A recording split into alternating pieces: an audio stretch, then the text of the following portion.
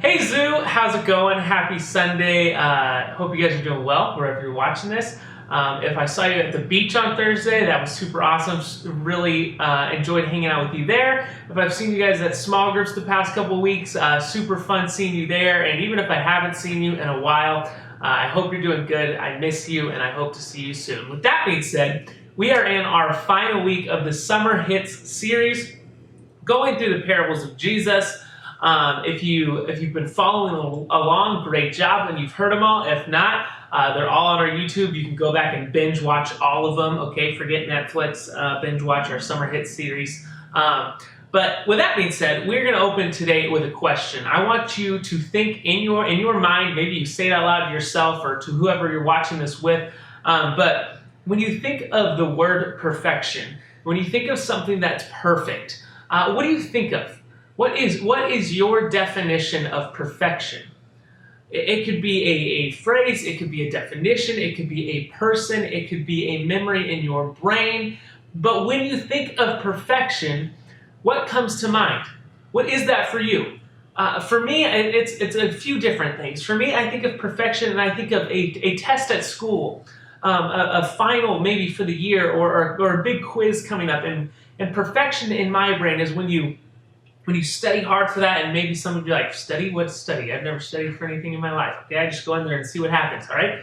Fair enough, okay? But when you study hard and you get a 100%, you get a perfect score on that test, that's perfection. Because you didn't miss a single answer. You didn't miss a single problem, all right? And I know for many of us, it's like, well, has that ever actually happened for you? No, probably not. But, it's nice to think about.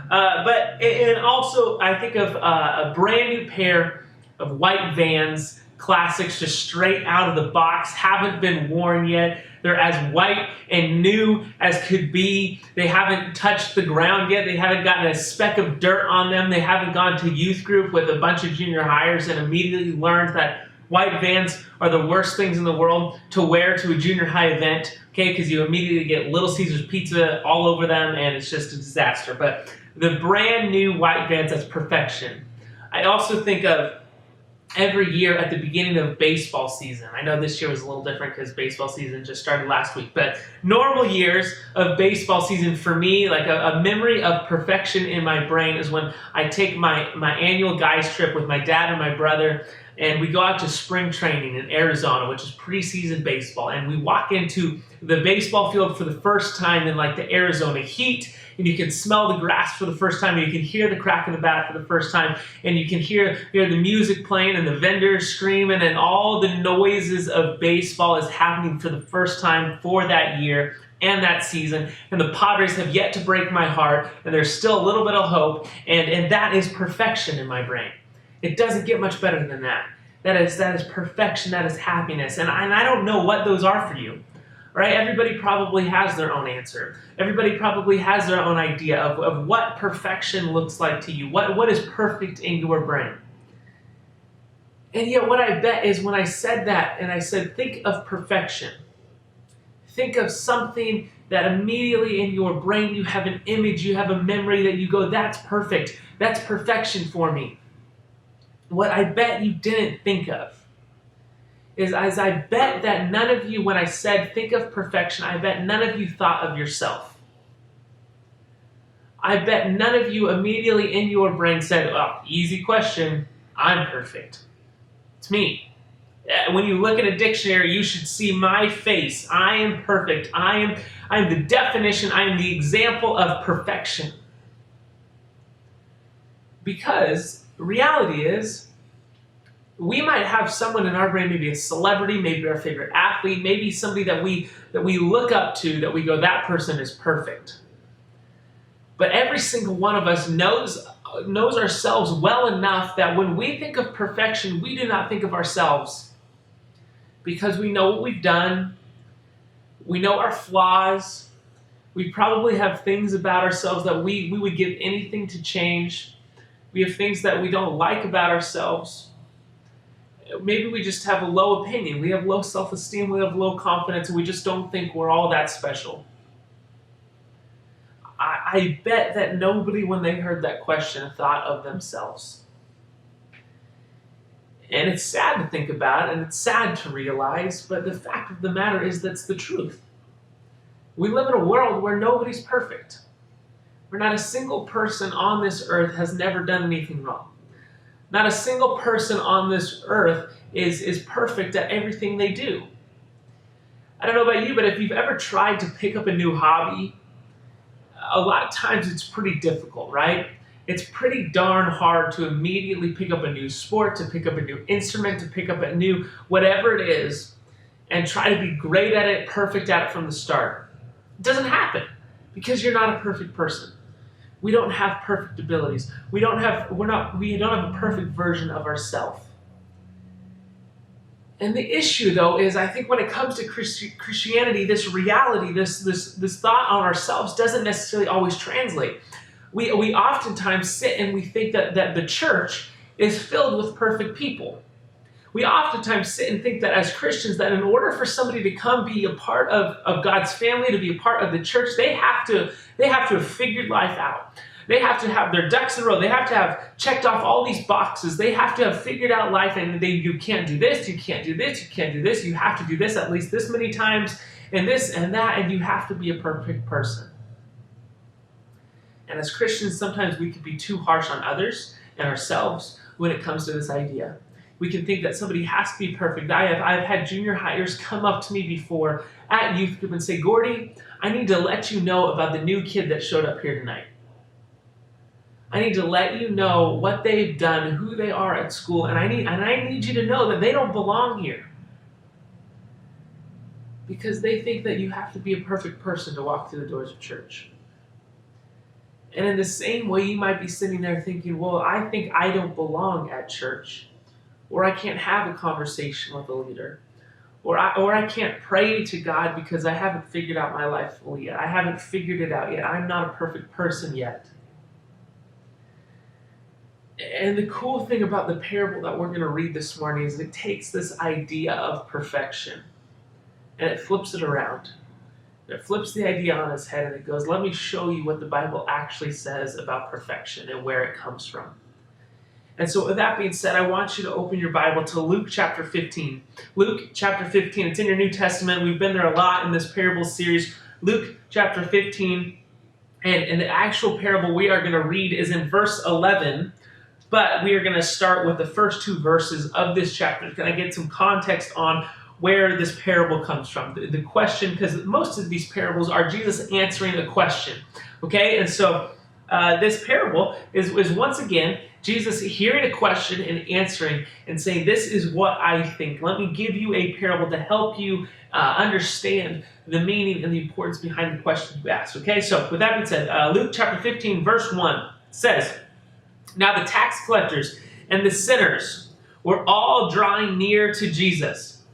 So right off the bat, you see, anybody called a sinner, you know that that's not a good crowd. It's not a good title to be called sinners, although we all are sinners. But when that's just your broad title, it's not a good thing. And then the tax collectors were also part of that society, that culture back then that were despised. They were hated. They were not liked because they would steal from the people and take money for themselves. Okay, so it says they were drawing near to Jesus. And verse 2 says, "And the Pharisees and the scribes grumbled, saying, 'This man receives sinners and eats with them.'"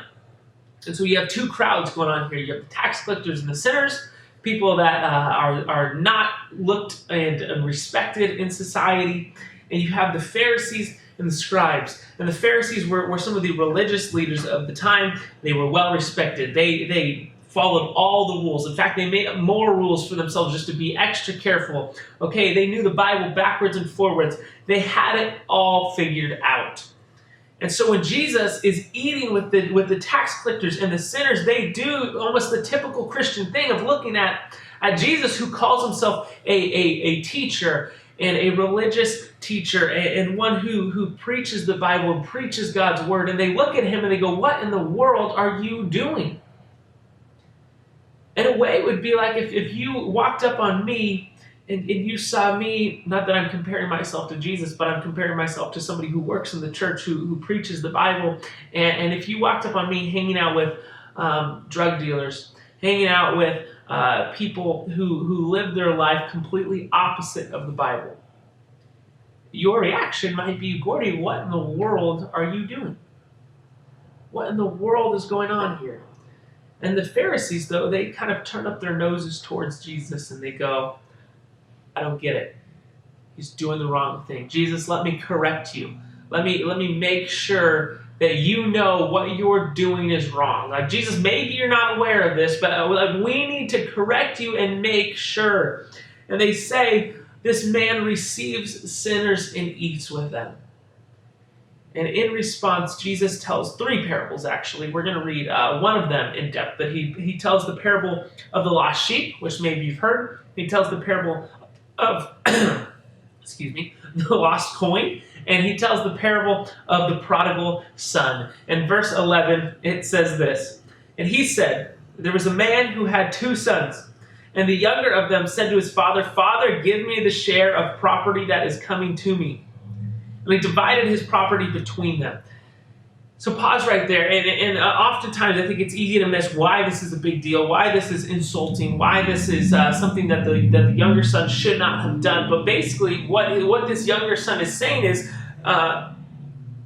Dad, you're not dying quick enough for me. Because inheritance, when you get inheritance, normally, typically, you would get inheritance either when your dad died or close to his death, okay? When it's time for you to kind of assume that role. And so the younger son goes to him and says, Dad, I'm tired of working for you. I'm tired of living my life under your roof, obeying your roles, doing all your stuff. Give me my inheritance. Give me what's come to me. You're not dying quick enough for me. And peace out. Let me do my thing. And not only is that offensive kind of in today's world, but during that time especially, that was extra offensive because you would not tell your dad that. The head of the household. It was unacceptable. And it continues. Verse 13. Not many days later, the younger son gathered all he had and took a journey far into the country, and there he squandered his property in reckless living. And when he had spent everything, a severe famine arose in that country, and he began to be in need. So he went and hired himself out to one of the citizens of that country, who sent him into his field to feed pigs. And he was longing to be fed with the pods that the pigs ate, and no one gave him anything.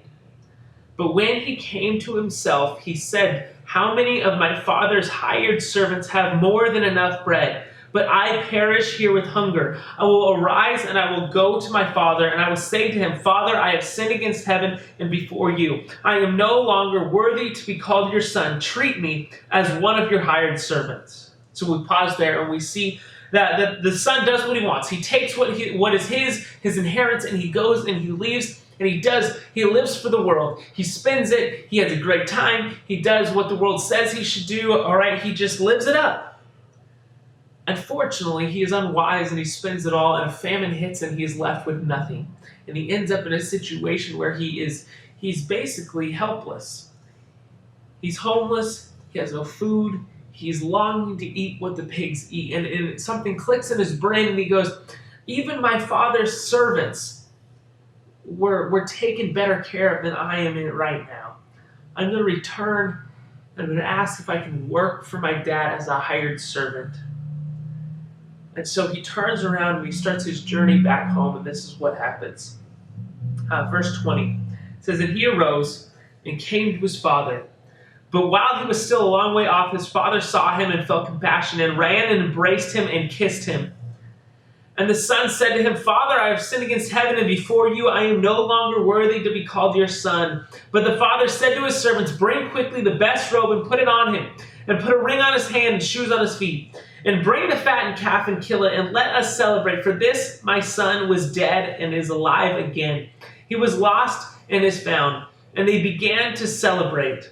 Now the older son was in the field, and he came and drew near to the house, and he heard the music and the dancing. And he called to one of the servants and asked what these things meant. And he said to him, Your brother has come, and your father has killed the fattened calf, because he has received him back safe and sound. But the older son was angry and refused to go in. His father came out and entreated him. But he answered his father, Look, these many years I have served you, and I never disobeyed your command. Yet you never gave me a young goat that I might celebrate with my friends.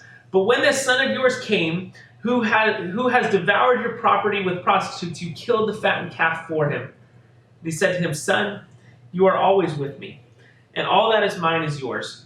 It was fitting to celebrate and be glad, for this is your brother who is dead and now is alive. He was lost and now he is found. And so we see an amazing story that you've probably heard before if you've gone to church for a while, of love and forgiveness. And we see the beauty in this story of a son who rebelled against his father and did his own thing and went out and squandered it all and came limping back, and his father welcomed him in with open arms. And yet, I think a lot of times we ask the question of well, why did the father let him leave in the first place? The first thing that we learn from the story is we learn about the love that God actually gives us. We learn that God loves us so much that he is willing to let us leave, to let us walk away. It is the type of love that I think is confusing to understand, because you would think that, well, if the dad really loved him, he would know what was waiting the son if the son left, so he would keep the son. He would say, Son, you can't go. But in reality, the dad loved him so much that he said, Son, I'm not going to hold you back. I'm not going to keep you from making your own choices, because if I force you to stay, then you're not going to respond with me with love. You're going to respond with me with bitterness. You're going to see me as someone who is controlling you, who is telling you how to live, who is not letting you live life to the fullest. And I think a lot of times we can have that view towards God. We can go, God, how come I have to obey your rules? How come I have to listen to the Bible? Like, look at all these pages. Look at all these things that are in here. God, it's no fun. God, I look at what my friends get to do. I look at what I can see on social media. I look at what is portrayed in movies and music. And God, that is what I want. How come I can't have fun with my friends? How come I can't dabble in this area or that area? How come I can't do this? How come I can't do that? And what God says is I love you enough. That's your own choice. Guys, God is not going to stop you from doing what you want to do in life. In a way, it's a scary thought, because God will let you fall. God will let you go as far away from him as you can get. He's not going to stop you, because that's how much he loves you. He goes, I'm not going to force you to be my son or daughter. I'm not going to force you to obey the Bible. I'm not going to force you to walk side by side with me. Because I'm not a God that loves and yet forces, so that there really is no choice there. It's not the type of love of, I remember as an older sibling who grew up with younger siblings when, and maybe if you're an older sibling or you're a younger sibling, you've experienced this on one side or the other, but when your younger sibling wants to hang out with you, wants to play with you, wants to be like on the cool side with you and your friends, I would say to my younger siblings, yeah, I will play with you or I will hang out with you right now, but you have to do this for me. And it was always something that was completely lopsided in my brain. Like my younger brother would be like, Gordy, please play wiffle ball with me. Please hang out with me. I'm desperate. I want to be your friend. And as the really kind, caring older brother, I would be like, sure, I'll play wiffle ball with you. Of course, absolutely. But you have to do all of these things for me, which completely outweighed the one simple game of wiffle ball with my younger brother. But as the older brother, I realized I had power there. I realized I had control there. I realized I had force there. And that it wasn't actually like the kind, loving love that we see in this story, because it was me taking advantage of my younger brother.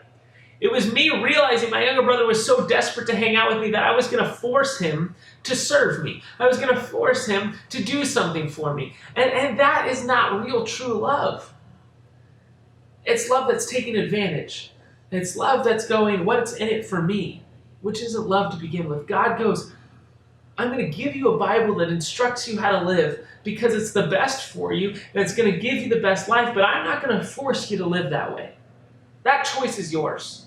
In the same way that Adam and Eve had a choice in the garden in Genesis 3 to choose to eat the fruit or not. God goes, I love you so much that I will also let you walk away, because I'm not going to force you. I'm not going to control you. I'm going to give you that option. And yet the best thing we can do is fall into the mindset that this son eventually gets into, which is realize that God's life for us is way better than our life for us. God is going to say, you can do what you want, but realize that my life is so much better. That I'm the one that created you, so it only makes more sense that I'm the one that knows the best life for you. I'm the one with the instruction manual. I'm the one that goes, this is how you should live. But we as selfish human beings go, no, it's my life. Let me live. Let me do what I want to do. Let me go hang out with my friends and do whatever the heck I want. Let me go watch this, listen to this. Let me go talk to these people in whatever way I feel fit. And God goes, no, don't live that way, but I will let you. Even though I know it's not the best, I will let you. And for us, the best mindset we can come to, which is not an easy mindset to come to by any means, it's a mindset that you will struggle with the rest of your life as temptation comes, as stuff comes up, as the world looks better and better. It's a temptation that I still struggle with at 24 years old. It's realizing that God's plan for your life is way better than your plan for your life. Because He's the one that created it. He's the one that knows it best. He's the one that knows you best. And He's the perfection that we all strive to be like. And the thing that we see in this story that I think is the greatest, most comforting part of it all, and if you read the two parables before, you would also see it in those stories, but who does the majority of the work in this story? At first you think, well, congrats to the son because he decided to turn around and he decided to come back. But what you see is the son, even from a long way off, he hasn't fully returned yet. And the dad sees him and runs to him. And if you read the parable of the lost sheep and the parable of the lost coin, those things go missing. And the person that does the majority of the work to get them back is the shepherd, is the woman who lost the coin. They see that it's missing and they do the work. For us, God, all He says is you don't have to be a perfect person to return. All I want is a heart that's directed towards me and making the steps to return, and I will do the rest of the work. You know, I don't know what would have happened if the father would have said, I need the son to crawl back on hands and knees, to come fully all the way, to beg at my feet. Maybe the son would have reached a point where he said, no, I can't do it anymore. My pride's in the way. My dad's not going to love me. My dad's not going to accept me back. And he would have returned and gone back to what he was doing. He would have gotten scared and turned back around. But it says the dad sees him from a long way off and runs to greet him. He does the rest of the work. He goes the rest of the distance. Man, take this story and let it inspire you and realize that God goes, you don't have to be a perfect person. And even when you come back, I still don't expect you to be perfect. Just have a heart that's directed towards me, a heart that is trying, a heart that says, God, do the rest of the work. Because God says, I'm the doctor. I'm the one that can take care of it. That is why I eat with sinners. That's why I eat with tax collectors, because all I need them is to start to change their heart, and I will do the rest of the work. And yet for us, we fall into this mindset of going, I have to be perfect. I have to change my life. I have to get it all together. I'm ashamed of what I've done. I don't want to open up. I don't want to talk about it. And do you understand how ridiculous that is? It's like having a sickness. It's like having an illness. It's like breaking your leg and going, no, keep that a secret from the doctor. No, whatever you do, don't let the doctor know that I'm hurt. Whatever you do, don't let the doctor know that I'm sick. That doesn't make any sense. No, when you break your leg, when you get sick, when you're hurt, you immediately go, where's the next ride to the hospital? Where's the next ride to whoever can heal me? Get me there as fast as possible. And yet for us, in our sin and in our weakness and in those things that we hide and we cover up and we go, I don't want to talk about it. I don't want to deal with that. I don't want anyone to know. What we're actually doing is we're keeping ourselves from the one that can help us the most, and the one that will do the rest of the work for us. And in the case of the other son, you see that he gets it wrong. He gets upset with his dad, and he goes, how come you've never killed a fattened calf for me? How come you've never done this? How come I've never got the fancy robe? And what the dad says is, look, son, all that, he says in verse 31, son, you are always with me, and all that is mine is yours. As Christians who have been in church for a long time who can come along here, that person doesn't fit here. I know what they've done. That's the worst mindset to have. We shouldn't get jealous. We shouldn't play bodyguard to the church. We should realize that God's inheritance, the kingdom of heaven, is already ours. It's already been given to us. The dad says to his son, he says, look, all this stuff was already yours. I would have given it to you already. It's already yours. We don't have to earn it. Both sides. As Christians now who have been walking in the church forever, we don't have to earn it. For those that think we're not perfect enough to get in, to come back, to live a life with God, we don't have to earn it. God's love is there. We just have to accept it. We just have to want it. Just have to point our heart towards God and go, God, look what I've done. But I'm willing to start over. I'm willing to get past my shame, to get past my guilt, to come back and go, God, now let me walk with you side by side. Because I know you love me enough to let me go this way. But God, this time I'm going to walk towards you. I'm going to walk side by side in your love and fully experience your love. And realize that your life for me is the best life for me. Hope you guys understand that. And man, let me just encourage you. If you feel like the church has this idea of you have to be perfect first, you have to live up to these expectations, or you have shame or guilt or whatever it is that you're struggling with, just read this story and look at the love that this father had. He said, forget what you've done, forget the past. Let me love you right now in this present moment. Let's move forward on that note. Have a great Sunday. Hope to see you guys soon.